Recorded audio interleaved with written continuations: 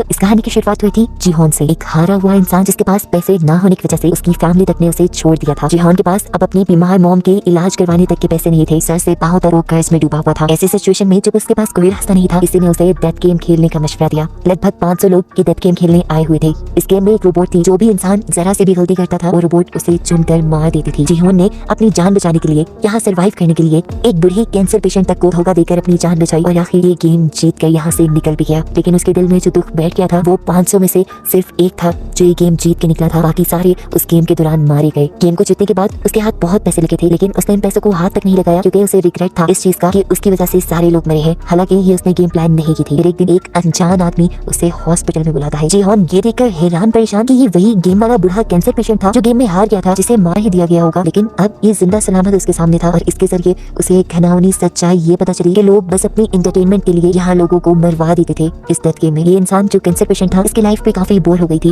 और अपनी लाइफ में थोड़ा मजा लाने के लिए इसने ये डेथ गेम बनाई थी। जीहोन को उस बुढ़े आदमी की बेरहमी पर बहुत गुस्सा आया और उसने ठान लिया कि वो इस गेम को बंद करवा कर रहेगा। इसके बाद हम मिले जुनहो से, एक पुलिस ऑफिसर जिसका भाई भाग चुका था। पुलिस से कुछ फ्रॉड करके अपने भाई को ढूंढते हुए जुनहो को उसके रूम से एक गेम वाला कार्ड मिला था। इन्वेस्टिगेशन करते हुए जुनहो जीहोन तक पहुंचा और उसे पता चला कि वो गेम में जाने वाला है और उसका पीछा करते हुए वो भी किसी तरह गेम में घुस गया। वो गेम में पार्टिसिपेट नहीं करने आया था, इसलिए उसने गेम के गार्ड्स में से एक गार्ड को मारकर उसका हुलिया ले लिया। वहाँ गेम में जाकर उसे इस गेम में होने वाले जुल्म का पता चला और उसने इस गेम के खिलाफ ही बहुत सारे सबूत इकट्ठे किए और इस आइलैंड से भागने में कामयाब भी हो गया। उसने सबूत सारे सेंड भी किए थे पुलिस को, लेकिन आइलैंड में सिग्नल न होने की वजह से जुनहो की कोई भी चीज पुलिस को रिसीव नहीं हुई। उस पे जुल्म ये कि जुनहो पकड़ा भी गया फ्रंटमैन के हाथों। फ्रंटमैन वो आदमी है जो इस गेम को खिलाता है और यहाँ हमें ये देखकर हैरानी हुई कि जुनहो का भाई ही असल में फ्रंटमैन था। उसने जुनहो को गोली मारने से पहले अपना चेहरा दिखाया और जुनहो को गोली मार दी, जिसके बाद उन्हें लगा कि जुनहो मर गया है और उन्होंने उठाकर जुनहो को पानी में फेंक दिया। और यहाँ पहले सीजन का रिकैप खत्म होता है। नेक्स्ट सीजन की कहानी यही से कंटिन्यू हो रही है। सबवे स्टेशन पे हम अब जीहोन को देख रहे हैं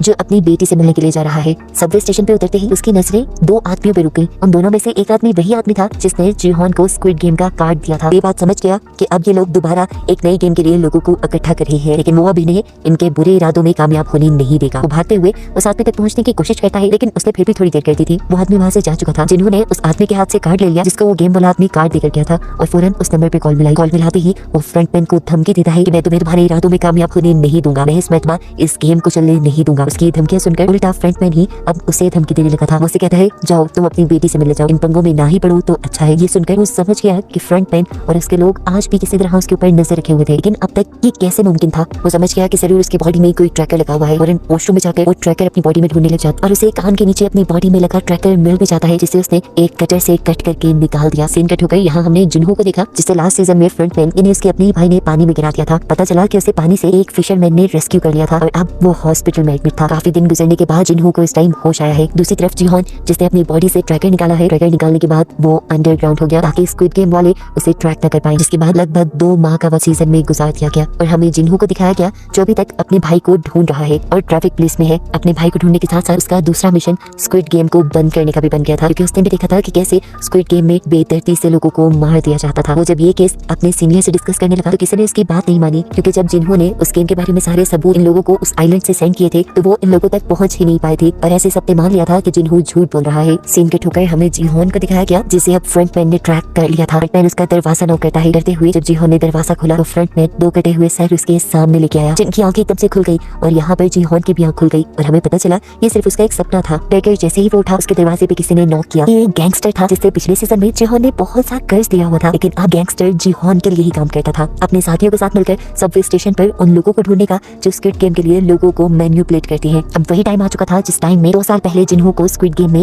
एंगेज किया गया था। इसलिए अब वो गैंगस्टर को हर सबवे स्टेशन पर लड़कों को जगह जगह खड़े करने की ड्यूटी देता है, जिसके लिए उसने गैंगस्टर को 1 मिलियन युआन भी दिए थे और साथ ही ये वादा भी किया था कि अगर उन्होंने उस आदमी को किसी भी तरह ढूंढ निकाला जो स्क्विड गेम में लोगों को फंसाता रहा है और अब भी फंसा रहा है, तो जिन्हो इन्हें 1 बिलियन युआन इनाम के तौर पर भी देगा। इनाम की रकम सुनते ही गैंगस्टर का तो मुंह खुला का खुला रह गया। उसने अपने लड़कों को भी लालच दी कि जो भी उस आदमी को ढूंढेगा उसे इनाम की आधी अमाउंट मिल जाएगी। जिन्होंने ये लालच इसलिए दिया था ताकि सब लोग दिल लगाकर काम करें और अगर इस मर्तबा इन्हें वो आदमी ना मिला तो इन्हें पूरे 1 साल का और इंतजार करना पड़ जाएगा और इस 1 साल में उस गेम के जरिए बहुत से लोगों की मौत भी हो जाएगी। दूसरी तरफ जिन्हो भी स्क्विड गेम वाला आइलैंड ढूंढने की कोशिश में है। ये काम वो उसी फिशरमैन के साथ मिलकर कर रहा है जिसने उसकी जान बचाई थी। जहाँ से जिन्हो उस फिशरमैन को मिला था ये लोग उसके आसपास के सब आइलैंड देख चुके थे और अभी तक स्क्विड गेम वाले आइलैंड तक नहीं पहुंच पाए थे। सीन कट होकर हमें गैंगस्टर को दिखाया जाता है जो अपनी एक नई टीम को ट्रेनिंग दे रहा है। उसने सबको बताया कि उन लोगों को सबवे स्टेशन पे एक ऐसे आदमी को ढूंढना है जो सूट पैंट पहने हुए होगा, हाथ में उसका पैसे पैसे से भरा ब्रीफकेस होगा और वो सबके साथ दाजी गेम खेलेगा और उसके बाद उन्हें एक कार्ड देकर जाएगा। सब अपने काम पर लग जाते हैं और काफी दिन के सब्र के बाद 2 आदमियों को आखिर वो बंदा मिल भी जाता है। सबवे स्टेशन पर ही 2 लोगों के साथ दाजी गेम खेलते हुए वो उसकी लोकेशन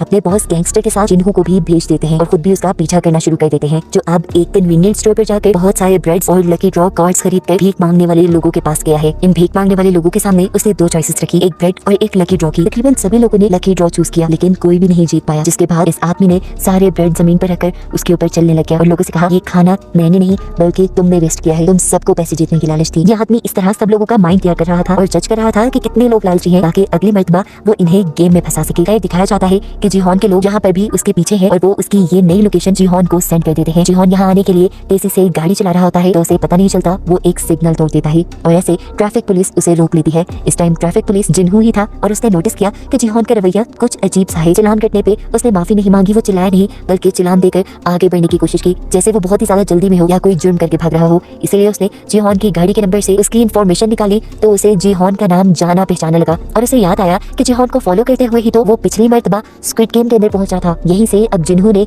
जीहॉन के घर का एड्रेस भी ले लिया। सीन कट होकर दिखाया गया कि वो दोनों आदमी जिसे स्क्विड गेम वाला बंदा मिल गया था वो जीहॉन के आने से पहले ही उसको पकड़ने का फैसला करते हैं और डिसाइड करते हैं कि इनाम की रकम वो आधी आधी कर लेंगे। जब वो दोनों उस आदमी को मारने के लिए उसके करीब गए तो उसी आदमी का शिकार हो गए। जीहॉन जब तक यहाँ पहुंचा तो उसे सिर्फ सड़क पर लगा खून दिखाई दिया और वो समझ गया कि वो दोनों उसके लोग उस जालिम आदमी के हाथों मारे गए। ऊपर से देखने को मिला कि वो आदमी जीहॉन पर नजर रख रहा था। जीहॉन के जाने के बाद जब वो कमरे में आया तो पता चला कि उसने जीहॉन के आदमियों को अब बंदी बनाया हुआ है। वो इनके साथ भी डेथ गेम खेलता है क्योंकि उसे भी डेथ गेम खेलने में मजा आता था। गेम तो बच्चों वाली थी, स्टोन पेपर सीजर, पर उसने शर्त रखी थी जो हारा वो मारा जाएगा। ऐसे ही जब उनका एक साथी हारता है तो ये आदमी उसे गोली मार कर खत्म कर देता है और फिर दूसरे आदमी से जिन्हू का एड्रेस पूछता है। जिन्हू का एड्रेस पता चलते ही वो उस आदमी को छोड़कर वहाँ से चला गया। यहाँ शाम में जिन्हू जब अपने घर पहुंचा तो वो आदमी उससे पहले ही उसके घर में छुपा बैठा था। वो जीहॉन को यहाँ मार भी सकता था लेकिन जैसा हमने पहले देखा कि उसे डेथ गेम पसंद है, वो अब जीहॉन के साथ डेथ गेम खेलने का फैसला करता है। गेम खेलने से पहले उसने जीहॉन को बताया कि मैं पहले स्क्विड गेम में डेड बॉडीज को उठाने का काम करता था लेकिन वो बहुत बोरिंग था, मुझे लोगों को खुद मारना पसंद था, इसीलिए मैंने फ्रंटमैन से अपनी जॉब चेंज करने की रिक्वेस्ट की। इसके बदले फ्रंटमैन ने पता है मुझे क्या टास्क दिया, उसने मुझे मेरे ही डैड को मारने को कहा और मैंने गन उठाकर मार दिया, जिसके बाद फ्रंटमैन ने मुझे ये गन दी और अब मैं किसी को भी मार सकता हूँ। जीहॉन उसकी बातों पे ज्यादा ध्यान दिए बगैर उससे कहता है बस मुझे फ्रंटमैन का एड्रेस दो, जिससे वो मिलकर इस गेम को बंद करने का प्लान रखता है। लेकिन ये बात सुनकर वो आदमी हंसने लगा और बोला ठीक है एक गेम खेलते हैं, तुम्हारे सामने एक गन है और इसमें सिर्फ एक ही बुलेट है, 5 नॉट्स इसके खाली है, बारी बारी एक दूसरे को शूट करते हैं, जो हारा वो मारा जाएगा और अगर मैं हारा तो तुम्हें मेरी पॉकेट से फ्रंटमैन का एड्रेस मिल जाएगा। जीहॉन बिना डरे गेम को शुरू करते हुए उस गन को उठा चुका था क्योंकि मरने का डर तो उसने स्क्विड गेम में खत्म ही कर दिया था। बारी बारी उन्होंने अपने ऊपर शूट किया और चौथी बारी पर जब वो आदमी अपने ऊपर गन पॉइंट करता है तो इस मर्तबा वो खुद को शूट कर चुका है, वो खुद ही अपनी जाल में फंसकर मारा गया। जीहॉन जीत गया और अब जीहॉन को उसकी पॉकेट से फ्रंटमैन का एड्रेस भी मिल गया। इससे पहले कि अभी वो इस एड्रेस का कुछ कहता उसकी खराब किस्मत जिन्हू जो कि एक पुलिसमैन है जिसे दोपहर गाड़ी चलाते हुए उसके ऊपर शक हुआ था, वो उसके घर का पता चलाते हुए उसके घर तक पहुंच गया और घर पहुंचते ही उसे गन शूट होने की आवाज सुनाई दी, जिससे उसका शक सच में बदल गया कि जीहॉन एक क्रिमिनल है। फौरन वो दरवाजा तोड़कर अंदर आया। जीहॉन को एक किलर समझकर वो इसी टाइम उसका इनकाउंटर ही करने वाला था कि ठीक वक्त पर आकर उसे किसी आदमी ने रोक लिया। ये वही लड़का था जिसके साथ गेम खेलने के बाद ये स्क्विड गेम वाला मरा हुआ आदमी उसे अपने अड्डे पर बांध आया था। किस्मत अच्छी थी, वो बच बचाकर वहाँ से निकल आया जीहॉन को सारी सच्चाई बताने के लिए। लेकिन जब तक यहाँ पहुंचा यहाँ का तो सारा माहौल ही बदल गया था। उसने जीहॉन की जान जिन्हू से बचाई और फिर जिन्हू को सारी सच्चाई बताई डेथ गेम वाली कि कैसे इस मरे हुए आदमी ने उनके साथ भी डेथ गेम खेली और उसके एक साथी को उसके बॉस को मार दिया। बात को आगे बढ़ाते हुए जीहॉन भी अब जिन्हू को स्क्विड गेम की सारी स्टोरी बताता है कि किस तरह इस गेम में सभी लोगों को मार दिया जाता है। उसने जिन्हू से कहा मैं बुरा नहीं हूँ, मैं बस उस गेम को रोकना चाहता हूँ ताकि और मासूमों की जान बच पाए। स्क्विड गेम के बारे में वो जिन्हू भी जानता था। जिन्हू ने यहाँ जीहॉन को बताया मैं तुम्हारा ही पीछा करते हुए उस गेम तक पहुंचा था, वहाँ मैंने जाकर गार्ड्स के सूट पहन लिए और तुमसे कई मरतबा बात करने की भी कोशिश की लेकिन तुम मेरे से बात नहीं कर पाई। मैं जानता हूँ उस गेम में ये लोग सबको मार देते हैं और मारने के बाद उन डेड बॉडीज के साथ क्या किया जाता है, उनके ऑर्गन्स निकाल कर बेच दिए जाते हैं, ये सब कुछ भी मैं जानता हूँ। इतनी डिटेल्स तो जीहॉन को खुद भी नहीं पता थी। जिन्हू के मुंह से ये सब सुनकर उसने भी अब जिन्हू को अपने साथ मिलाने का फैसला किया और जिन्हू को अपना प्लान बताया कि वो स्क्विड गेम के सभी बनाने वालों को चुन चुनकर मार देगा। एक फ्रंटमैन है जिसे आज तक उसने नहीं देखा, वो ब्लैक मास्क पहने आता है। उसने इल नामी एक बूढ़े कैंसर पेशेंट के साथ मिलकर ये गेम बनाई है। वो उन आदमियों को मारकर इस गेम को खत्म करना चाहता है। यहाँ पे गैंगस्टर भी इन दोनों की सारी बातें सुन चुका था। उनसे कहता है मैं भी तुम्हारा साथ देना चाहता हूँ, मैं उनसे बदला लेना चाहता हूँ अपने उस मासूम साथी का जो मेरा राइट हैंड था और अब मैं पैसों के लिए नहीं बल्कि हक के लिए तुम्हारा साथ दूंगा। ये सुनकर जीहॉन को भी अच्छा लगा और वो इन दोनों को अपने एक रूम में ले गया जहाँ बहुत सारे पैसे थे। ये पैसे वो स्क्विड गेम से ही जीत कर आया था और अब इन पैसों को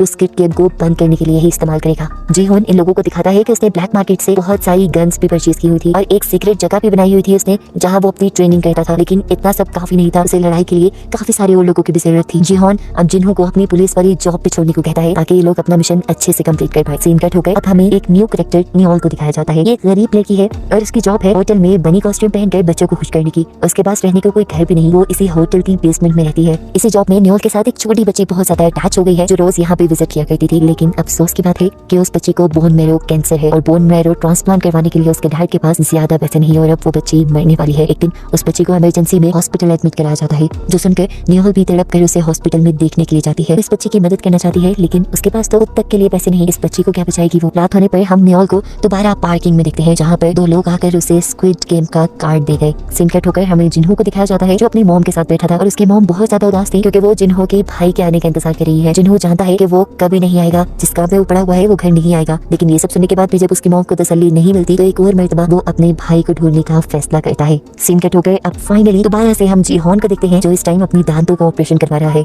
अपना एक दांत निकलवाने के बाद उसने अपने मुंह में एक नकली दांत फिक्स करवाया है जिसके अंदर ट्रैकर लगा हुआ है। असल में कल को वो फ्रंटमैन से मिलने वाला है, इसलिए उसे बहुत ही ध्यान से हर काम करना होगा। ये लोग फ्रंटमैन को भी पकड़ना चाहते हैं और फ्रंटमैन के बाद इस घिनौनी गेम के सारे हिस्सेदारों को भी पकड़ना चाहते हैं। पता चला है कि वो गैंगस्टर जो इनके ग्रुप में है वो अपने लिंक से बड़े बड़े कमांडोज को इनके ग्रुप में शामिल कर चुका है। इन कमांडोज के लिए कुछ भी सही गलत नहीं, ये लोग पैसे के लिए सब काम करते हैं। यहाँ हमें पता चला कि नियोल को भी वो स्क्विड गेम वाले लेके जा रहे थे। नियोल उनके साथ चली जाती है लेकिन देखने को मिला कि उसे एक गेमर के तौर पे नहीं बल्कि सिक्योरिटी गार्ड के तौर पे हायर किया गया था। अब जिन्हों फाइनली जिहोन को लेकर उस एड्रेस पे आ गया है जो उस आदमी की जेब से इन्हें फ्रंटमैन का मिला था। ये एक क्लब का एड्रेस था। जिन्हों अंदर जाने से मना कर देता है क्योंकि उस आइलैंड पर फ्रंटमैन ने जिन्हों को देख लिया था और अंदर जाने पे वो पहचाना भी जा सकता है और इनका मिशन फेल भी हो सकता है। इन दोनों ने अब जिन्हों को छोड़कर अंदर जाने का फैसला किया कि लोग जैसे ही अंदर गए तो बाहर जिन्हों ने नोटिस किया कि दो गार्ड्स जो कि स्क्विड गेम वाले यूनिफॉर्म पहने हुए हैं वो इस पार्टी के अंदर गए हैं और इससे वो समझ गया कि अभी तक फ्रंटमैन अंदर नहीं आया, शायद ये दोनों अंदर की सिक्योरिटी चेक करने के लिए आए हैं। अब यही बात कि फ्रंटमैन अंदर नहीं है जिन्हों अपने साथियों को बताना चाहता था, लेकिन अंदर जाने पर उसने देखा कि जिहोन को फ्रंटमैन के लोग दूसरे दरवाजे से कहीं ले जा चुके हैं। जिहोन के मुंह में लगे ट्रैकर की मदद से इन लोगों ने उस गाड़ी को ट्रैक कर लिया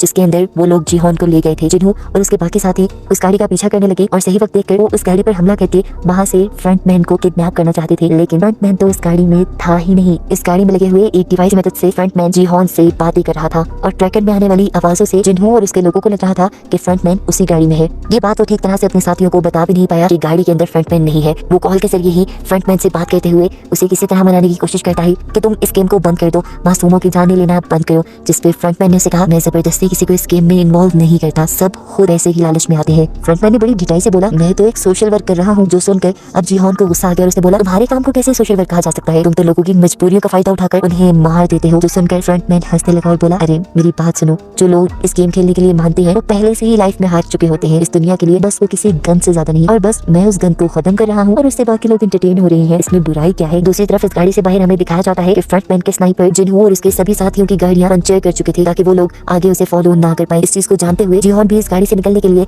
यहाँ ड्राइवर को शूट करने की कोशिश करता है, लेकिन उसे पता चला कि ये पूरी गाड़ी बुलेट प्रूफ है, साथ ही ड्राइवर ने भी बुलेट प्रूफ कपड़े पहने हुए हैं और वो अब इस गाड़ी में फंस चुका है। ये देखते हुए जिहोन वापस बैठ गया और अब उसके दिमाग में एक नई खिचड़ी बनने लगी। पता नहीं क्या सोचकर उसने फ्रंटमैन से दोबारा इस गेम में हिस्सा लेने को बोला। वैसे तो इन सबको मना नहीं पाया था, लेकिन अब उसको लगता है कि वो गेम में जाकर इस गेम में होने वाली सारी ज्यादतियों को रोक सकता है। अब वो बंदा जो इस गेम को बिल्कुल पसंद नहीं करता वही ये गेम खेले तो मजे का हो सकता है, इसलिए फ्रंटमैन ने भी उसे गेम में दोबारा एनरोल कर लिया और अब उसे बेहोश करके ये लोग स्क्विड गेम के अंदर ले गए। जिन्हों फौरन उनका पीछा करने के लिए एक बोट के अंदर ट्रैकर्स लगा लेता है और उसी फिशरमैन के जरिए उन आइलैंड को ढूंढने के लिए निकल जाता है जहाँ पर वो जिहोन को लेकर जा रहे होंगे। यहाँ जिहोन को दोबारा दिखाया जाता है जिसकी यहाँ स्क्विड गेम के बेड पर खुली है, उसे अपना पुराना ही नंबर दिया गया है। यहाँ पर पहले की तरह बहुत सारे और लोग भी हैं जो एक दूसरे को देखकर कंफ्यूज है, साथ ही गेम्स के लिए भी कंफ्यूज है। अब गार्ड्स यहाँ आकर इन्हें गेम्स के रूल बताने शुरू करते हैं। रूल्स बताने के बाद गार्ड्स ने इन सब की हिस्ट्री इन सबको दिखाई कि यहाँ पर सिर्फ वही लोग आए हुए हैं जिन पर मिलियंस का कर्ज है। ये सब बताने के बाद गार्ड्स ने बताया कि जीतने वाले को 45.6 मिलियन यॉन मिलेंगे। इस गेम के पूरे 6 राउंड होंगे, एक दिन में एक राउंड खेला जाएगा और हर गेम के बाद वोटिंग भी होगी कि क्या इन्होंने ये गेम कंटिन्यू रखना है या नहीं। और अगर ये लोग गेम बंद करने का डिसाइड करते हैं तो सभी प्लेयर्स को जीते हुए पैसे डिवाइड करके दे दिए जाएंगे।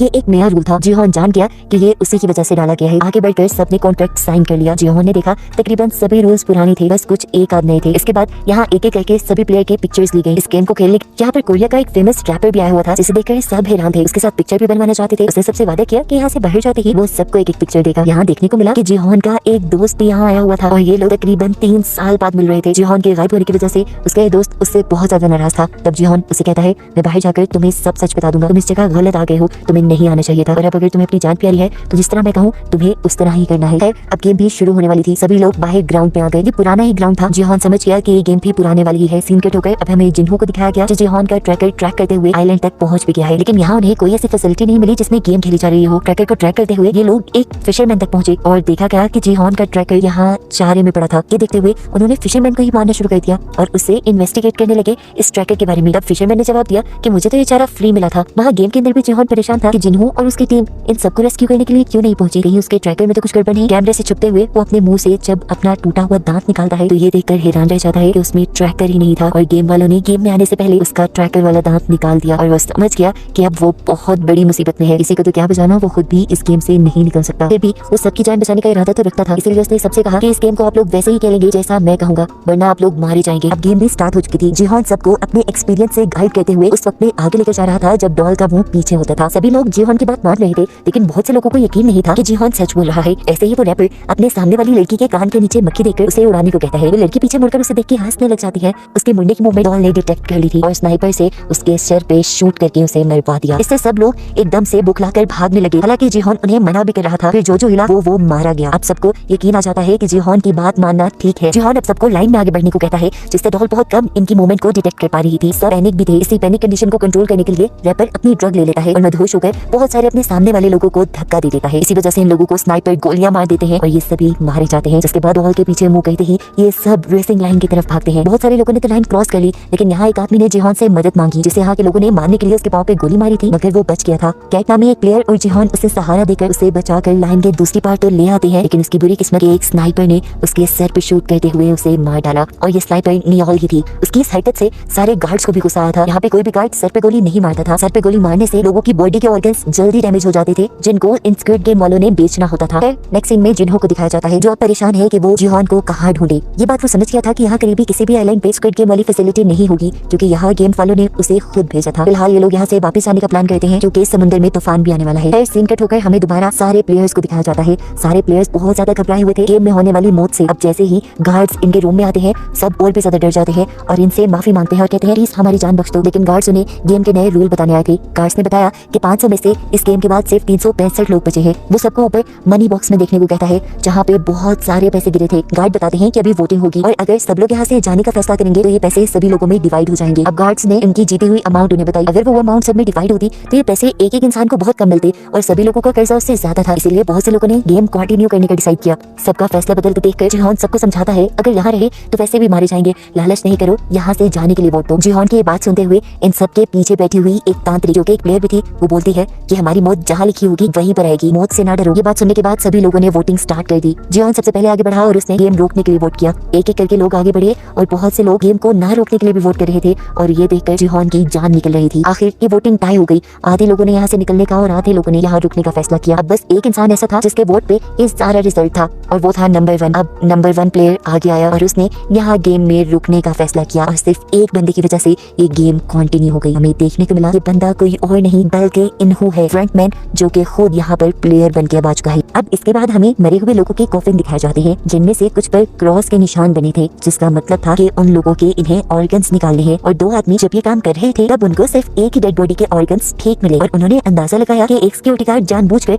सर पे गोली मार रहा है, जिससे ऑर्गन जल्दी फेल हो जाते हैं। ऐसे उनका ये कारोबार तो बंद हो जाता है, इसलिए वो फौरन इस चीज की खबर फ्रंटमैन को देते हैं। अब सीन कट होकर हमें सभी प्लेयर्स को दिखाया जाता है, जिनमें जिहोन तो बहुत ज्यादा परेशान है, क्योंकि वो जानता है इस गेम में जो भी पार्ट लेता है वो मर जाता है। इसी सब के दौरान इन्हू बाकी सभी प्लेयर्स को लेकर उसके पास आया और उसने जिहोन से कहा, देखो तुम पहले भी इस गेम में आ चुके हो, तुम एक्सपीरियंस्ड हो, तुम हमारी मदद कर सकते हो, जिससे हम लोगों की जान भी बच जाए और हमें पैसे भी मिल जाए। ये सुनने के बाद जिहोन उन्हें बताता है कि पिछली मरतबा हमने दूसरी गेम दिल जूना गेम खेली थी, जिसमें शुगर कैंडी के अंदर से हमने शेप्स निकालनी थी। ट्रायंगल सबसे इजी शेप थी और अम्ब्रेला सबसे ज्यादा हार्ड। ये सुनकर इन्हू बोला, जिसने अम्ब्रेला चुना होगा वो तो सबसे बड़ा बेवकूफ होगा। उसकी ये बात सुनकर जिहोन को याद आया कि पिछले सीजन में जिहोन ने ही अम्ब्रेला चुना था। खैर सारा क्राउड यहाँ से चला गया और अकेले में इन्होंने जिहोन से सवाल किया, तुम दोबारा इधर क्यों आए हो, तुम्हारे पास तो बहुत पैसा है। जिहोन दुखी हुआ और बोला, वो पैसा मेरा नहीं बल्कि मरे हुए लोगों का था और ऐसे ही अब भी जो हम पैसे जीतेंगे वो भी मरे हुए लोगों के होंगे। इन्हों से कहता है, तुम ज्यादा नहीं सोचो। उसकी ये बात सुनकर जिहोन उसे भी भड़क गया और बोला, तुम चाहते थे इस गेम को रोक सकते थे, तुमने ये गेम क्यों नहीं रोकी। इन्होंने जवाब दिया, क्योंकि यहाँ पे बहुत से लोग गेम खेलकर पैसे कमाना चाहते हैं, सबका कर्ज उन पैसों से ज्यादा था जो हमने कल जीते थे। उनकी बहस खत्म करवाते हुए जिहोन का दोस्त उससे कहता है, अच्छा ठीक है, अब हमें एक नई स्ट्रेटेजी प्लान करनी चाहिए अगले गेम्स के लिए, ताकि हम ज्यादा लोगों की जान बचा सके। दूसरी तरफ हम देखते हैं कि एक और जगह बहस चल रही थी। यहाँ पे एक जैक नाम का यूट्यूबर था, साथ ही साथ वो डिजिटल करेंसी को भी डील करता था और उसके काम में बहुत से लोगों की इन्वेस्टमेंट थी, जिसमें वो रैपर थॉमस भी था। लेकिन डाउनफॉल आने की वजह से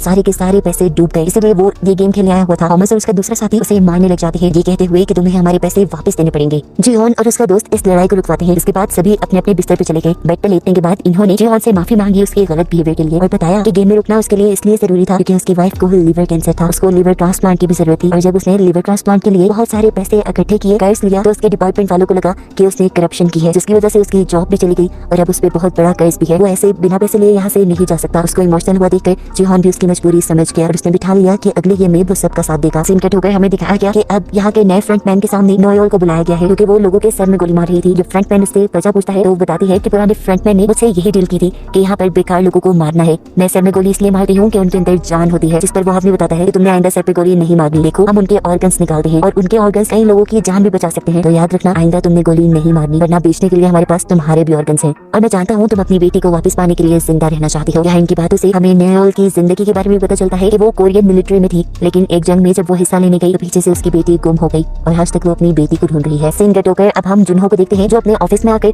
कमिश्नर से मदद मांग रहा है ये सारी कहानी बताते हुए, लेकिन उसके पास कोई सबूत नहीं। इसलिए कमिश्नर से कहते हैं तुम जानते हो ना, सबूतों के बगैर हम किसी भी चीज पे एक्शन नहीं ले सकते और तुम्हारी कहानी यकीन के काबिल भी नहीं। मुझे लगता है कि तुम्हारी दिमागी हालत खराब होने लगी है। ये कहते हुए कमिश्नर वहाँ से उठकर चले जाते हैं और पता चलता है कि जिन्हो ने अपने हाथ से अपनी जॉब भी खो दी, लेकिन जिन्हो अभी भी हार मानना नहीं चाहता था, इसलिए उसने अपनी पुरानी टीम को दोबारा यूनाइट किया स्क्विड गेम वाला आइलैंड ढूंढने के लिए। सीन कट होकर अब हमें दोबारा गेम का सीन दिखाया गया जहाँ पे अब वो डल्जन गेम स्टार्ट हो गई थी। जिहोन के कहने पर सबने ट्रायंगल चुना था, लेकिन जैसे ही सबने बॉक्स खोला तो एक ट्रायंगल के अंदर छोटे छोटे कई ट्रायंगल्स थे। ये देखकर सभी डर गए और जिहोन पे चिल्लाने लगे। जिहोन भी डर गया और तब उसकी आंख खुल गई और हमें पता चला ये सिर्फ उसका पूरा सपना था। खैर अब सब उठ भी चुके थे, दूसरे गेम का टाइम भी हो गया था। इन्हें अब एक नए ग्राउंड में लेके आया जाता है जहाँ कई जिहोन हैरान परेशान था क्योंकि ये गेम पहले उसने नहीं खेली थी। जब बाकी सब लोग आके जिहोन से इस गेम के बारे में पूछते हैं तो वो बताता है ये कोई नई गेम है और मुझे इसके बारे में नहीं पता। ये सुनकर सब उस पर भड़क गए। इससे पहले कि ये सब लोग उसे मारना शुरू कर देते इन्हों दरमियान में आ जाता है और ये लड़ाई रुकवा देता है। यहाँ पर अब इन्हें 5-5 लोगों की टीम बनाने को कहा गया था। डैनी जो कि प्रेग्नेंट थी और जैक की गर्लफ्रेंड थी, जैक उसके पास आकर उसे कहता है कि तुम मेरी टीम में आ जाओ,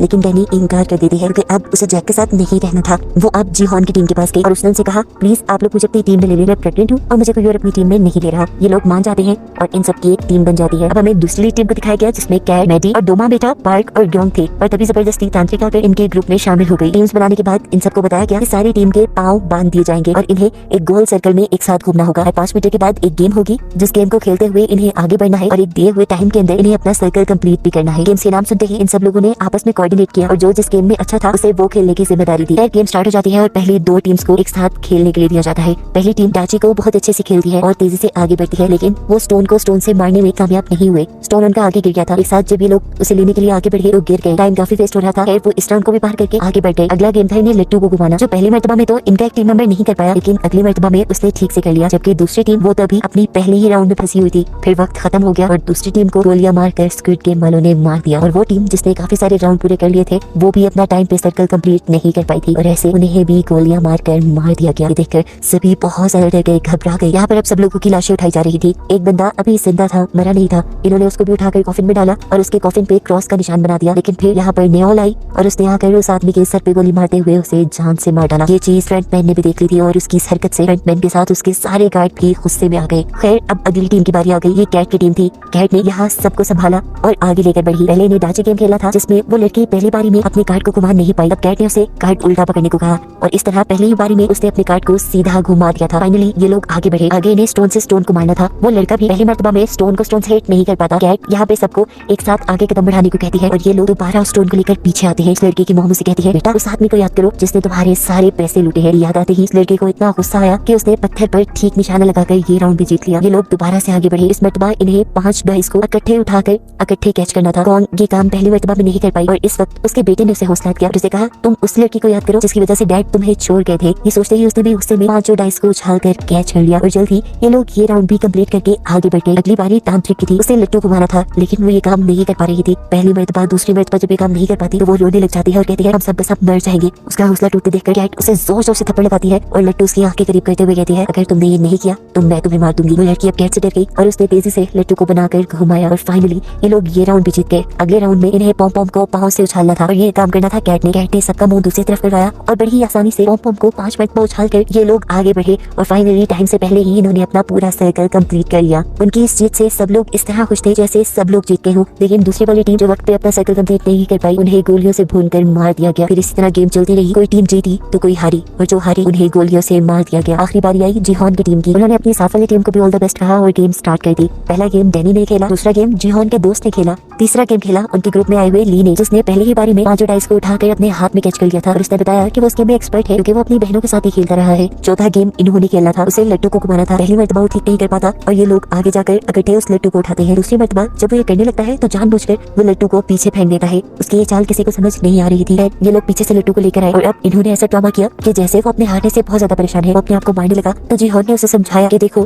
तुम याद करो कि बचपन में तुम ये कैसे घुमाते थे, और इस मर्तबा इन्होंने लट्टू को ठीक से घुमा दिया। अगली बारी जिहोन की थी, उसे पम पम को 5 मर्तबा पाँव से हिट करना था। 4 मर्तबा तो उसने आसानी से कर लिया, लेकिन 5वीं मर्तबा पम पम आगे की तरफ बढ़ा। इससे पहले कि वो जमीन से टकरा जाता, इन्होंने जिहोन का पाँव आगे करके ये गेम जितवा दी और वो लोग वक्त से पहले जीत कर बहुत खुश हुए। लेकिन उनके साथ वाली टीम वो वक्त से पहले या वक्त पर वो काम नहीं कर पाई और इस तरह वो टीम मारी गई। ये देखकर जिहोन को काफी दुख हुआ है। वो अपने रूम में वापस आ गए, जहाँ बहुत से लोग उन्हें जिंदा देखकर इसलिए नाराज थे क्योंकि उन्हें लग रहा था कि अब जीते हुए पैसे डिवाइड हो जाएंगे। इसी दौरान गार्ड्स भी रूम में आ गए। गार्ड्स ने इन्हें इस गेम के जीतने वाली प्राइस इन्हें दिखाई और बताया कि इस मर्तबा 110 लोग मरे हैं और अब सिर्फ 255 लोग बाकी रह गए हैं, जिस लिहाज से हर जीतने वाले के पास अब 78 मिलियन युआन आ सकते हैं और अब दोबारा वोटिंग होगी। अगर लोग इस गेम को बंद करने के लिए वोट करेंगे ये पैसे सब में डिवाइड हो जाएंगे। बहुत से लोगों को ये पैसे बहुत कम लग रहे थे। जिहोन ने अपनी टीम को कहा कि तुम लोग गेम को बंद करने के लिए वोट करना, तुम लोग को जितने पैसे चाहिए मैं यहाँ से निकलकर तुम्हें दे दूंगा। जिहोन की बात उसकी टीम ने मान ली और सबसे पहले इन्होंने वोट किया गेम बंद करने के लिए। दूसरी बारी पार्क की थी। पार्क की मॉम गोंग ने उसे कहा कि तुम गेम बंद करने के लिए वोट करना, देखो हमारे दोनों के पैसे मिलाकर तुम्हारा कर्जा उतर जाएगा। लेकिन पार्क ने इस गेम को कंटिन्यू रखने का फैसला किया क्योंकि उसका कर्जा कहीं ज्यादा था और उसने अपनी मॉम को अपने कर्जे के बारे में नहीं बताया था। वोटिंग आगे बढ़ती रही। देखते ही देखते देखने को मिला कि बहुत सारे लोगों ने ये गेम कंटिन्यू रखने की बात की है। देखते हुए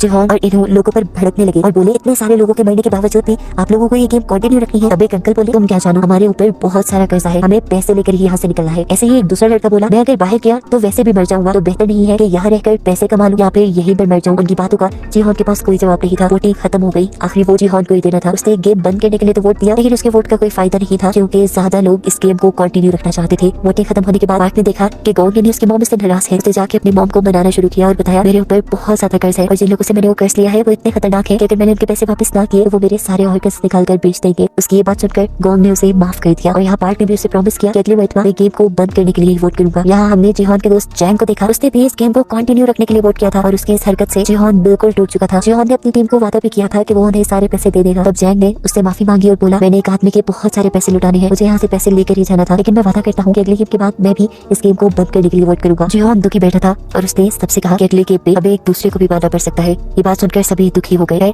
इन लोगों के पास अब खाना कुछ एक्स्ट्रा था जो उन्होंने डैनी को दे दिया क्योंकि डैनी प्रेग्नेंट थी और उसे ज्यादा खाना खाने की जरूरत थी। इनका ठकुर हमें बाथरूम में जैक और थैनोस यानी रैपर को दिखाया गया। वो रैपर अभी भी जैक को घेरे खड़ा था और उसने उसे कहा कि तुम मेरे कर्जदाई हो, इस तरह तुम मेरे गुलाम हुए, तुम यहाँ से मुझे पैसे जीत कर देकर जाओगे। ये सुनकर जैक ने उसे कहा कि तुम्हारे पैसे डूबने में मेरी कोई गलती नहीं, तुमने मेरे कहने पे शेयर जरूर खरीदे थे, लेकिन जब मैंने तुम्हें बताया कि अब इन्हें बेचने का टाइम है तो तुमने तब लालच में वो नहीं बेचे और तुमने अब सारे पैसे खुद डुबाए हैं, इसमें मेरा कोई कसूर नहीं। लेकिन वो रैपर उसकी कोई बात मानने को तैयार नहीं था। वो उसे कहता है जो भी है तुम पैसे जीतो और मुझे वापस करो। ये सुनकर जैक हंसने लगा और बोला अगर मैं वो पैसे जीत भी गया तो शायद तुम मर चुके होगे। ये बात सुनकर उस रैपर को इतना ज्यादा गुस्सा आ गया कि वो जैक की गर्दन पकड़कर उसे मारने लगा। पर सही वक्त पर जिहोन की टीम ने आकर इस लड़ाई को रोक दिया। खैर ये लोग वापस रूम में आ गए और यहाँ आकर जिहोन ने सबसे कहा कि हमें बारी बारी उठकर पहरा देना होगा क्योंकि पैसों के लिए मैंने देखा है लोग खुद जानवर बन जाते हैं और अपने दूसरे ही टीम मेंबर्स को मार देते हैं ताकि प्राइज मनी उनको मिल जाए। रात में हम देखते हैं कि जिहोन ने काफी देर पहरा, जिसके बाद जैंग उठा। जैंग ने उसे कहा जिहोन तुम सो जाओ, अब मैं पहरा देता हूँ। मुझे आज भी याद है कि तुम आखिरी मर्तबा मेरे से पैसे लेने आए थे, लेकिन अगर मेरे पास होते तो जिहोन मैं सच में तुम्हें दे देता। जिहोन ने यहाँ उसे कुछ नहीं कहा और यहाँ उनकी बातों से हमें पता चला कि उनकी दोस्ती बहुत गहरी बहुत पुरानी है। वो बचपन से स्कूल टाइम यहाँ तक के जॉब भी उन्होंने एक साथ की थी और इस चीज का अंदाजा इन्हों को भी उनकी बातों से हो गया था। सारी बातें छोड़कर अब जैंग जिहोन से पूछता है तुम्हारे पास इतने पैसे थे तो तुम वापस गेम में क्यों आए। जिहोन ने इस बात का जवाब नहीं दिया बल्कि एक नया सवाल जैंग से पूछा कि अगर मैं यहाँ गेम में मर जाऊँ तो तुम मेरे हिस्से के पैसों का क्या करोगे। ये सुनकर वो उदास हो गया। उसने बोला ऐसी बातें नहीं करो, हम एक साथ जीत के बाहर जाएंगे। तब जिहोन ने जवाब दिया हाँ मैं भी यही चाहता हूँ कि हम साथ जिंदा बाहर जाएं, लेकिन अब मैं हार रहा हूँ, ये लोग मेरी बात नहीं समझ पा रहे। खैर सीन कट होकर फाइनली अब हम जिन्हों को देखते हैं जो दोबारा जिहोन को ढूंढने के लिए सफर शुरू कर चुका है और यहाँ नया दिन भी चढ़ गया है। सभी लोगों को दोबारा गेम के लिए तैयार होने को कहा गया, साथ ही साथ सभी गार्ड्स भी तैयार हो गए।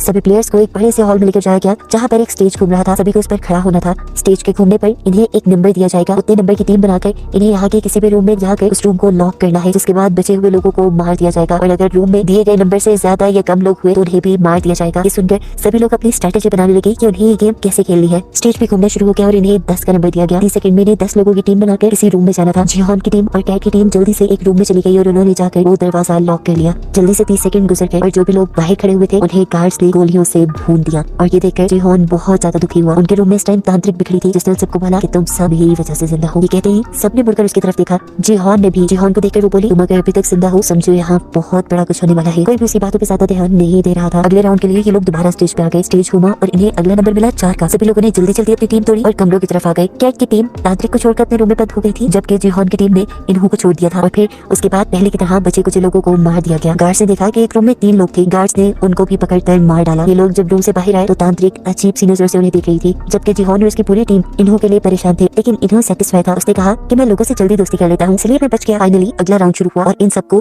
3-3 का नंबर मिला। इन लोगों ने अपनी दोबारा टीम तोड़ी और आगे बढ़े। गोंग अपने बेटे पार्क के साथ आगे जाना चाहते थे, लेकिन 2 लड़कों ने जबरदस्ती पार्क को पकड़कर अपने रूम में ले गए। और गोंग ये देखकर परेशान हुई कि उसके बेटे ने उसे छोड़ दिया। वो वही परेशान कर रही थी कि ठीक वक्त पर जिहोन और इन्हों आए और उसे पकड़ते हुए एक रूम में ले गए। वहाँ बैठकर भी गोंग बहुत ज्यादा परेशान थी, क्योंकि उसके बेटे को उसकी बिल्कुल भी परवाह नहीं थी, चाहे उसकी मॉम मर भी जाए। उसकी बात सुनकर जिहोन और इन्हों को भी दुख हुआ। ये लोग दोबारा रूम से बाहर आए, जहाँ पर पार्क भी इस चीज से दुखी था कि उसने अपनी मॉम को छोड़ दिया, लेकिन गोंग ने उसे गले लगाकर संभाल लिया। इधर कैट और मेडी भी गोंग से मिले, जिनको एक तीसरे बंदे ने मिलकर बचा लिया था और वो भी अब से इनकी टीम का मेंबर बन गया था। अगला राउंड भी शुरू हो गया। इसमें मैंने नंबर मिला 6 का। ये लोग अब दोबारा टीम बनाने लगे। मेडी और कैट की टीम जिहोन की टीम से डैनी को लेकर एक रूम की तरफ बढ़ी, लेकिन गलती से मेडी को धक्का देने पर वो पीछे रह गई। सब लोग परेशान हो गए, लेकिन तभी जल्दी से सामने से जैक आकर इनके रूम में घुसकर इनका रूम लॉक कर लेता है और बाहर मेडी रह जाती है, जिसे गोली लगकर वो इनकी आंखों के सामने मारी गई। कैट उसके मरने से बहुत दुखी थी, क्योंकि गेम में आते ही पहले उसकी दोस्त मेडी बनी थी। वो उसके मरने का गुस्सा जैक के ऊपर निकालने लग जाती है, लेकिन तब जैक उनसे कहता है कि अगर मैं सही वक्त पर आकर तुम्हारा रूम लॉक ना करता तो तुम सब के सब मारे जाते। मेरा एहसान मानो, मैंने तुम्हारी जान बचाई है, क्योंकि मेडी सही वक्त पर अंदर नहीं आ सकती थी। उसकी बात गलत भी नहीं थी, इसलिए सबका गुस्सा ठंडा हो गया। खैर अब अगला राउंड स्टार्ट हो जाता है। इन्हों का ख्याल था कि अब गेम वाले 2-2 का नंबर चुनेंगे, क्योंकि यहाँ पर 50 कमरे हैं और ये लोग 126 लोग रह गए हैं। इन्हों के कहने के मुताबिक बाकी 2 का नंबर मिला। सब 2-2 की टीम बनाकर कमरों की तरफ भागने लगे। इन्हों और जैन जिस कमरे में गए वहाँ पर एक और बंदा आ गया। ये लोग 3 हो गए थे। अगर इन्हें गार्ड्स देख लेते तो मार देते। तब इन्होंने अपनी जान बचाने के लिए उस तीसरे आदमी की गर्दन पकड़कर उसे मार दिया, जो देखकर जैन भी घबरा गया। वो जान गया था कि इन्हों बहुत ज्यादा खतरनाक है। गेम अब खत्म हो चुकी थी। ये लोग वापस अपने रूम में आ गए, जबकि दिखाया गया कि मरे हुए लोगों को कॉफिन के अंदर डाला जा रहा था। जो लोग पूरी तरह मर चुके थे, जिनके ऑर्गन नहीं निकाले जा सकते थे, उनको जला दिया गया और बाकी लोगों के ऑर्गन्स निकाले गए। सीन कट हो गए। अब हमें जिन्हों को बोट पे दिखाया गया, जो ड्रोन की मदद से सही आइलैंड को ढूंढने की कोशिश कर रहे हैं। यहाँ पर फिशरमैन से कहता है कि अब हम बस उन आइलैंड्स को ढूंढेंगे जिनको हमने पहले नहीं ढूंढा। उसके बाद जिन्हों मान जाता है और ये लोग ड्रोन के जरिए एक ऐसे आइलैंड को देखते हैं जिसपे एक छोटा सा गेट था। जिन्हों समझ गया कि जरूर इस गेट के नीचे ही वो फैसिलिटी होगी। उसने फौरन अपने आदमियों को वहाँ भेजा और आदमियों ने जाकर जैसे ही वो कैबिन वहाँ खोला तो एक बहुत बड़ा ब्लास्ट हुआ, जिसपे उसकी बहुत सारी टीम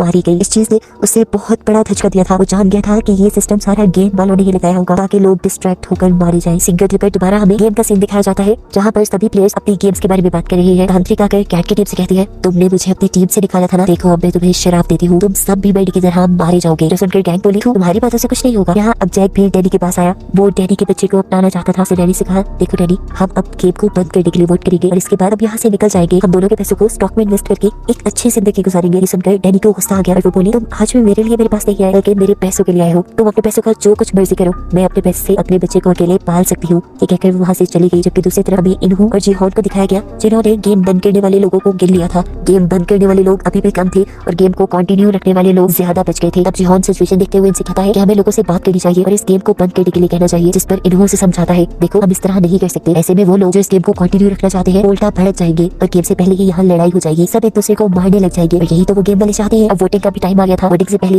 गार्ड्स ने आकर इन सब लोगों को बताया कि अब बचे हुए लोग सिर्फ 100 रह गए हैं और अगर 100 के 100 लोग यहाँ से निकलने का डिसाइड करते हैं तो हर एक को 365 मिलियन यॉन मिलेंगे, जो सबके लिए तकरीबन काफी थे। वोटिंग स्टार्ट हो गई। इस पर वोटिंग काफी क्रिटिकल थी, क्योंकि जितने लोग यहाँ से निकलने के लिए वोट कर रहे थे, उतने ही लालची लोग ये गेम कंटिन्यू रखने के लिए भी वोट कर रहे थे। दिखाया गया कि तांत्रिक के कहने पर एक लड़की ने गेम को कंटिन्यू रखने का वोट दिया है, जिससे गेम को कंटिन्यू रखने वाले लोग ज्यादा हो गए हैं। लेकिन अच्छी बात थी कि अभी इन्हों का वोट बचा हुआ था। सभी उसे देखकर डर गए और सबसे ज्यादा डरा जैंग। जैंग जो उसका कारनामा देख चुका था रूम में एक आदमी को मारने का, वो ये बात जिहोन को बताने लगा। लेकिन उससे पहले ही इन्होंने उनके हक में वोट देकर उसकी इस बात को काट दिया और सब लोग खुश हो गए। लेकिन अभी तो वोटिंग टाई हो गई थी। इस वोटिंग का कोई रिजल्ट नहीं निकला। तब गार्ड्स ने कहा कि अब वोटिंग सुबह को दोबारा होगी, सुबह तक के लिए कोई फैसला नहीं है। अब सभी लोग जिन्होंने ये गेम को खत्म करने के लिए वोट दिया था, वो सभी परेशान बैठे थे कि पता नहीं सुबह क्या होगा। तब एक आदमी मशवरा देता है कि हम उनके किसी एक आदमी को बनाकर अपनी साइड कर लेते हैं। ये सुनते ही पार्क आगे बढ़ा और उसने बोला कि अगर तुम लोग इस गेम को कैंसिल करने को कहते हो तो मैं तुम सबको खाने की पार्टी दूंगा। लेकिन उसके बाद से सामने वाली टीम भड़क गई। सामने वाली टीम के अंकल बोले, अगर तुम सब मर गए, देखो हमें तो ज्यादा पैसे मिलेंगे। और यहाँ पे अब लीना नाम का लड़का खड़े होकर कहता है, और अगर गेम बंद ना हुई तो देखना तुम सब लोग मर जाओगे। बहस बढ़ते बढ़ते इनकी लड़ाई तक आ गई। ये सब लोग अपनी लाइन में आ गए। उनकी ये बहस देखते हुए जिहोन ने नोटिस किया कि आज इन सबको खाने के साथ फॉग भी दी गई थी कि अगर लड़ाई हो तो इसे हथियारों के तौर पे यूज किया जा सके। सीन कट हो गए। हमें वॉशरूम में दिखाया गया कि वो रैपर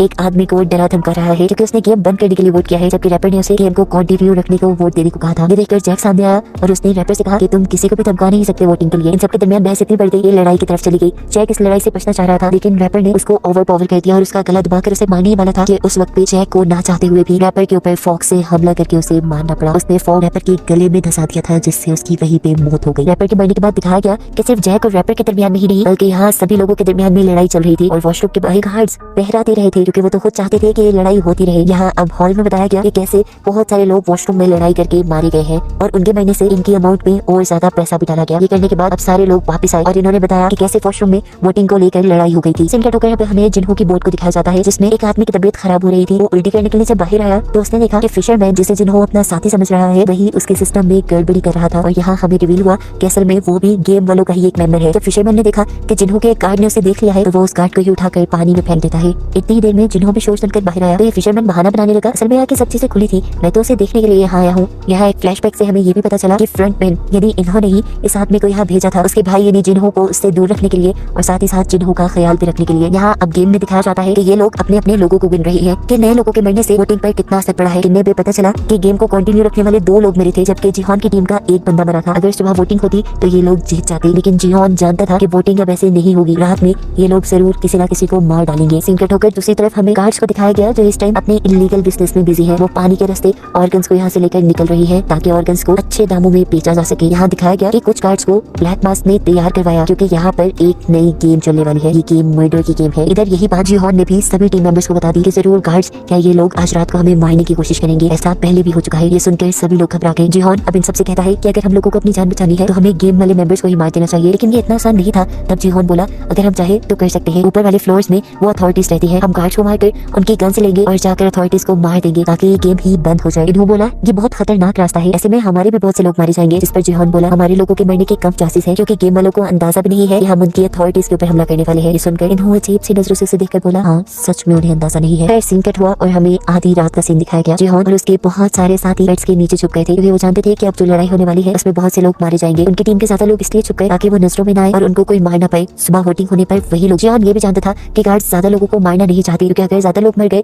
तो उनकी गेम में मजा ही नहीं रहेगा। इसलिए जब गेम को कंटिन्यू रखने वाली टीम ने जिहान की टीम पर हमला किया और कुछ ही लोगों को मारा तो फौरन ही गार्ड्स भी आ गए इस लड़ाई को रोकने के लिए। गार्ड्स अब यहाँ गिरे हुए लोगों को चेक करने लगे कि क्या वो मर गए हैं। इन्हीं लोगों में जिंदा जिहान की टीम भी छुपी हुई थी जो एकदम से गार्ड्स को पकड़कर उनकी गन्स छीनने में कामयाब हो जाते हैं। असल में उनका प्लान था कि लड़ाई होने के बाद वो इस तरह मरने का ड्रामा करेंगे और गार्ड्स जब उनके करीब आएंगे तो वो गन्स छीन लेंगे और इन्हीं गन्स से जाकर वो अथॉरिटीज पर हमला करेंगे। ये देखते हुए और भी गार्ड्स यहाँ आ गए अपने गार्ड्स को रेस्क्यू करने के लिए और लोगों को कंट्रोल में करने के लिए। जिहान की जान बचाने के लिए इन्होंने ही अपने ही गार्ड्स की गन लेकर अपने ही गार्ड्स को मारना शुरू कर दिया क्योंकि वो किसी को भी शक में नहीं डालना चाहता कि वो खुद अथॉरिटी है। ये चीज देखते हुए अब नए फ्रंटमैन ने सभी गार्ड्स को अपने कमरे में वापस बुला लिया। सभी यहाँ से बाहर निकलने लगे लेकिन एक गार्ड के बाहर जाने से पहले ही वो दरवाजा बंद हो गया और गार्ड ने अपने आप को सरेंडर भी कर दिया इनके सामने। लेकिन तब जिहान ने उस गार्ड को नहीं मारा। अब जिहान का एक आदमी दूसरी टीम के लोगों को मारना चाहता था जिन्होंने उनकी टीम पर हमला किया था, लेकिन यहाँ जिहान उसे रोक देता है और कहता है हम उन्हें नहीं मारेंगे। लेकिन वो आदमी बासित था कि हमें उन्हें मार देना चाहिए, वो पैसों के पीछे भागने वाले दरिंदे हैं। तब जिहान बोला देखो अगर हमने उन्हें मार दिया तो हमें और उनमें कोई फर्क नहीं रहेगा। वैसे भी हमने ये हथियार इन लोगों को मारने के लिए नहीं लिए, हमने ये हथियार लिए हैं उन लोगों को मारने के लिए जिन्होंने ये घिनौनी गेम बनाई है और जोर से चला रहे हैं। अब जंग का टाइम शुरू हो चुका था, इन्हें आगे बढ़ना था। जैंग ने इन सबको समझाया देखो हमें अभी लड़ना पड़ेगा, क्या पता इसके बाद हमें मौका मिले या ना मिले। बहुत से लोग आगे बढ़े। पार्क भी इस जंग में उनका साथ देना चाहता था लेकिन गांव ने उसे रोक लिया। बहुत से लोग अब जंग के लिए आगे बढ़े। इन्होंने गार्ड्स की गन्स ले ली और कैट ने उन सबको गन्स चलाना सिखाई क्योंकि वो पहले मिलिट्री का मेंबर थी। यहाँ तैयार होने के बाद जिहान ने उस गार्ड का मास्क उतारा और देखा कि वो तो एक छोटा सा बच्चा था। ये देखने के बाद अब उसने कहा कि चलो हमें अपने बॉस के पास लेकर चलो। ये गार्ड अब उनको रास्ता बताने लगा। जैसे ही ये लोग बाहर निकले तो बहुत सारे गार्ड्स ने इन्हें देखकर इनके ऊपर हमला शुरू कर दिया और इन्होंने भी जवाब में फायरिंग की और यहाँ पर जंग का एक बहुत ही जबरदस्त माहौल बन गया। बहुत सारे गार्ड्स जैसे इनकी गोलियों से मर रहे थे तो ये भी गार्ड्स की गोलियों से बच रहे थे। यहाँ पर कैट ने एक जबरदस्त काम किया, यहाँ के सारे सीसीटीवी कैमरास को गोलियां मार के तोड़ दिया जिससे कोई उनके ऊपर नजर न रख पाए। फाइनली अब ये लोग कंट्रोल रूम तक पहुंच गए थे। गार्ड ने जिहान को बताया कि इस कंट्रोल रूम को आप मेरे मास्क की मदद से खोल सकते हैं। उसे जैसे ही अपना मास्क जिहान को दिया तो पीछे उसे फ्रंटमैन दिख गया और ये देखते ही उसकी जान निकल गई। फ्रंटमैन जो इस टाइम प्लेयर ही बना हुआ था इन्हों। इससे पहले कि ये लोग कंट्रोल रूम तक जाते ऊपर से गार्ड्स ने दोबारा इनके ऊपर गोलियां बरसाना शुरू कर दी। ये लोग अब जवाब में गोलियां भी नहीं बरसा सकते थे क्योंकि इनकी मैगजीन्स खत्म हो गई थी। यहाँ जिहान उस लड़के का मास्क लेकर कंट्रोल रूम को ओपन कर चुका था जहां को लेकर वो आगे बढ़ा था और एक एक लम्हे की खबर उस सिक्योरिटी गार्ड्स के ही वॉकी टॉकी से इन्हों को दे रहा था। अंदर जाते ही जिहान और जैंग ने वहाँ एक एक करके गार्ड्स को मारना शुरू कर दिया और आगे बढ़ने लगे। यहाँ के सीसीटीवी कैमरा से ब्लैक मास्क ने उन दोनों को अंदर आता देख लिया और उनको रोकने के लिए अपनी गार्ड्स की पूरी एक टीम भेजी। यहाँ दूसरी तरफ देखने को मिला कि अभी तक गार्ड्स उनके ऊपर गोलियां बरसा रहे हैं और इनकी एक एक गोली खत्म हो चुकी है। यहाँ पर जिहान और जैंग के पास भी बहुत सारे लोग आ चुके थे, वो इन्हें ओवरपावर कर सकते थे, इसलिए उसने फौरन इन्हों को अंदर आने को कहा। लेकिन इन्होंने बताया कि मेरे पास गोलियां नहीं है। उसने कहा जाओ पहले कमरे से मैगजीन्स लेकर आओ गार्ड्स के पास जो एक्स्ट्रा होती है। जिहान के कहने रहने पर अब उसे ये काम करना पड़ा। अब इन्हों के आने में तो देर थी। जिहोन को बचाव के लिए दोबारा गोलियों की जरूरत थी। तब जैंग ने उसे कवर दिया। वो ऊपर से गार्ड्स को मारता रहा और जितने गार्ड्स को इन लोगों ने यहाँ मारा था, जिहोन उनके पास जाकर उनके मैगजीन ले आया। यहाँ देखने को मिला कि ली वापस हॉल में आ चुका था। उसने यहाँ पर मौजूद गार्ड्स की मैगजीन इकट्ठी करना शुरू कर दी और पार्ट ने भी इस काम में उसकी मदद की। दूसरी तरफ हमें दिखाया गया जब इन्हों को ये फील हुआ कि जिहोन दोबारा कहीं से मैगजीन लेकर उनके गार्ड्स को मारता जा रहा है, तो सिचुएशन खराब देखकर वो जिहोन के पास आया और जिहोन को डिस्ट्रैक्ट करने के लिए वो बोला, मैंने बाहर एक नक्शा देखा था, मुझे लगता है कि कंट्रोल रूम तक जाने का पीछे से भी एक रास्ता है, मैं वहाँ जाकर तुम्हें कवर देता हूँ, तुम वहाँ से कंट्रोल रूम तक जाओ। जिहोन उसकी बात मान गया और उसके बहकावे में आते हुए उसे अपनी आखिरी मैगजीन भी जिहोन ने दे दी। यहाँ दिखाया गया कि ली जैसे ही वहाँ से बाहर निकला मैगजीन को ऊपर ले जाने के लिए, तो गोलियों की आवाज ने उसे बुरी तरह डरा दिया। वॉकी टॉकी से कैट उसे ऊपर की तरफ बुला रही थी, लेकिन वो वॉकी टॉकी को अब नीचे फेंक देता है क्योंकि ऊपर जाने का उसके अंदर हौसला नहीं। ये सुनकर कैट उसे गालियां देती है और खुद मैगजीन लेने के लिए नीचे आने का फैसला करती है। अब दोबारा हमें इन्हों को दिखाया गया जो पीछे रास्ते में तो चला गया था, लेकिन अब उसे एक नया कवर लेना था। उसने वॉकी टॉकी से ऐसे एक्टिंग करके जिहोन को मैसेज दिया कि जैसे वो गार्ड के हमले में घायल हो गया हो। उसने यहाँ पर एक जख्मी आदमी की आवाज भी जिहोन को सुनाई, जिससे जिहोन को सच में लगा कि वो बहुत ज्यादा जख्मी है। और फिर इन्होंने उस सामने वाले आदमी को भी गोली मारकर मार दिया। ये सब वॉकी टॉकी से जिहोन सुन रहा था और अब जिहोन को ऐसे लगा जैसे इन्हों मारा गया हो और इस चीज से वो बहुत ज्यादा दुखी हो गया। वो तो इन्हों को अपना दोस्त समझ रहा था, ये नहीं जानता था कि इन्हों ही सबसे बड़ा गद्दार है। अंदर कैट जो अब मैगजीन्स लेकर बाहर की तरफ बढ़ रही थी, उनके रूम में भी बहुत सारे गार्ड्स आ गए। कैट ने पहले इन्हीं को मारने का फैसला किया, लेकिन गैंग ने उसे रोक दिया और कहा कि तुम इन्हें नहीं मारो। पता नहीं क्यों कैट ने उसकी बात मान ली। कैट के सही वक्त पर बाहर ना पहुंचने की वजह से सब लोग अब सरेंडर करने की पोजीशन पे आ गए क्योंकि वहाँ गार्ड्स की तादाद ज्यादा हो गई थी और वो लोग लड़ भी नहीं सकते थे। इसी तरह गार्ड्स ने सामने आकर यहाँ एक एक करके सबको मार दिया। सीन कट होकर हमें दिखाया गया कि जिहोन और जैंग ने भी सरेंडर कर दिया था क्योंकि उनके पास भी गोलियां खत्म हो गई थी। और तब उनके सामने आया फ्रंट मैन, यानी खुद ही इन्हों, जो से पूछता है, जिहोन तुम्हें तो तुम्हारे यहाँ के काफी मजा आया होगा है ना, लेकिन तुमने जो यहाँ किया वो अच्छा नहीं किया और इसकी अब तुम्हें सजा मिलेगी। वो अब उसके ऊपर बंदूक तानता है लेकिन मार देता है जैंग ने उसके दोस्त को ताकि उसके दिल में दर्द बढ़ जाए। अपने फ्रेंड को मरता देखकर जिहोन जोर से चिल्लाया और बस यहीं पे ये सीजन खत्म हो गया बहुत सारी मिस्ट्रीज के साथ। क्या आखिर यहाँ जीता कौन, यहाँ के पैसे किसको मिलेंगे और जिन्हों इन लोगों को ढूंढ भी पाएगा या नहीं, ये सब देखने को मिलेगा हमें नेक्स्ट सीजन में।